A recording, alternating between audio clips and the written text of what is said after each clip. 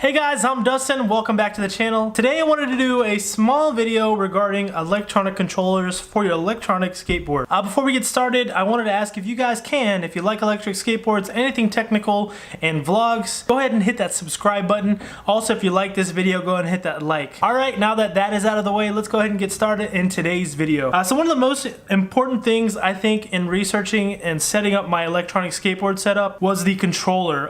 When I first got my electronic skateboard, what you guys probably saw is that I pulled parts from my RC car and used the controller as well as the receiver from there and mounted it to my skateboard. These can work pretty well in most situations, and actually you can use this forever if you wanted to. The only thing is this thing takes about 8 batteries and it dies in a day. It's not rechargeable, and sometimes you'll just forget it on because it has this little on and off button.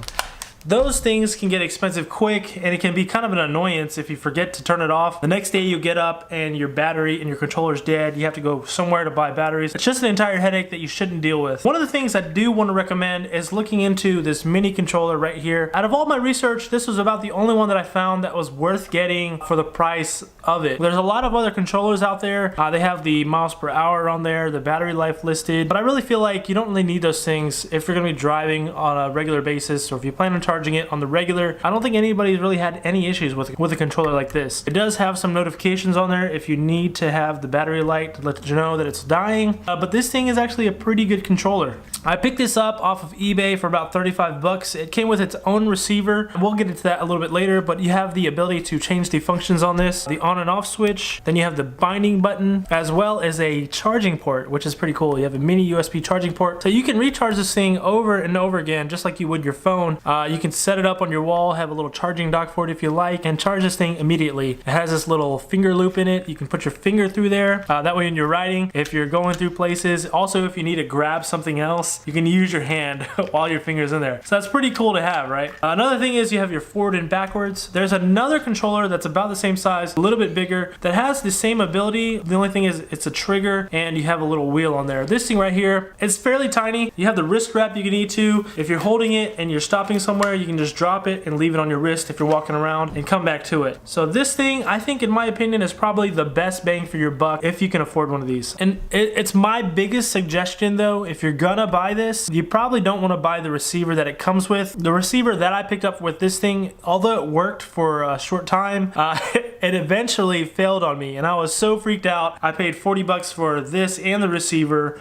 It took about 30 days to get it because it was coming from China. I got it. It worked for a few days. All of a sudden, it just stopped working. I started freaking out. I was like, man, this controller, it looks really good quality and it's not working. Push comes to shove, I'm like, goodness, I had to figure out how to reset this entire thing. I went back to my reliable FlySky receiver and it actually linked up perfectly with this thing. So if you're gonna get the controller, only worry about the controller itself. The controller is a high quality build, I can vouch for that, but you also want to get you a high quality receiver. The receiver here is the FlySky GR3C.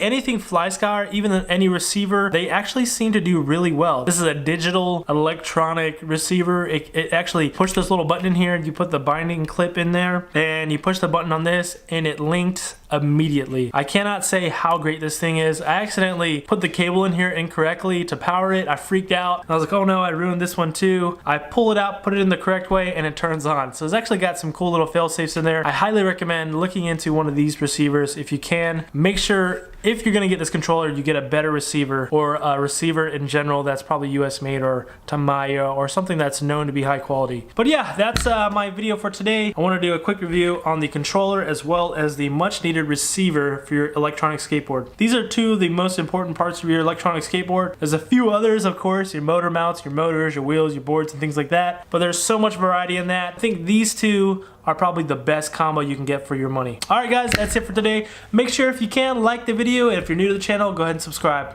Alright guys, peace!